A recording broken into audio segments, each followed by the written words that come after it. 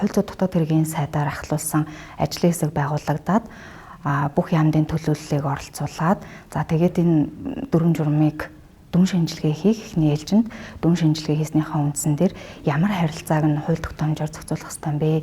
Дамаа хүний үндсэн эрхтэй холбоотой асуудлыг зохицуулж байгаа асуудлууд байна. Тэгээд хуулиас давсан зохицуулалт агуулсан журмууд болон бусад хууль тогтоомжтой зөрчилдөж байгаа. Энэ дүрм журмуудыг дүн шинжилгээ хийсний үндсэн дээр хүчингүй болгох, заримыг нь бол зарим нэг зохицуултыг нь хууль тогтоомжид нийцүүлээд дүрм журмаа шинжилж батлах энэ ажиллагаа бол үргэлжлээд хийгдээд явж байна. За энэ өрөөндөө бол хууль зүйн дотоод хэргийн яамнаас бол энэ ажилд манлайлал үзүүлээд өөрийн хууль зүйн дотоод хэргийн сайдын эрхлэх хүрээний асуудлын нийт 22 хууль тогтоомжийг хуулиар зохицуулж байгаа дүрм журамдаа дүн шинжилгээ хийсний үндсэн дээр 22 хуулийн төсөл боловсруулах энэ ажиллагаа хийгдээд явж байна.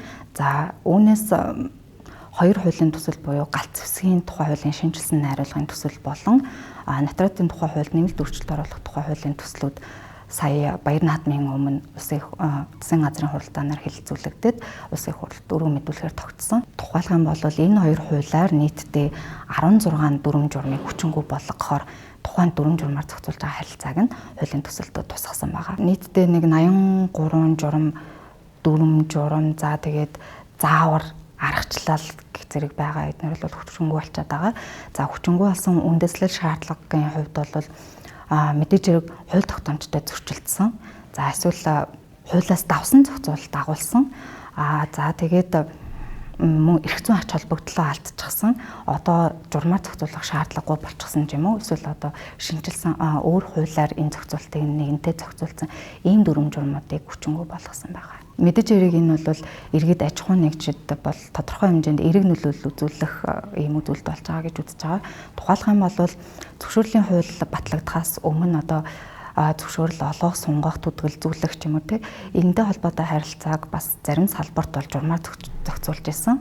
Тэгэхээр одоо ингээд зөвшөөрлийн хууль батлагдаад одоо альва төрлийн зөвшөөрөлтөй холбоотой бүх харилцааг зөвхөн хуулиар зохицуулна гэдэг одоо ийм хууль батлагдаад хэрэгжиж байгаа. Тэгэхээр үүндээ зохицуулаад одоо зөвшөөрлөгүүд олгох хугацаа мөн сунгах хугацаа юм уу те янз бүр тавигдаж байсныг эсвэл зөвшөөрөл авахд бүрдүүлэх баримт бичиг янз бүр байсныг одоо нэг мөр болгосон гэсэн үг. Тэгэхээр энэ бол нөгөө талдаа аж ахуйн нэгжид үзүүлж байгаа хүнд суртал бол багасах бас нэг үзүүлэлт болох байхаа гэж үзэж. Бусад байгууллагын хувьд гэх юм бол одоо бусад засгийн газрын яамд агентлаг болон их хурлаас байгуулагддаг байгууллагууд за тэгээд аймаг сум нийслэлийн засаг дарга болон иргэдийн төлөөлөгчдийн хурлаас мөн адил одоо дүрм журмууд батлагдж байгаа.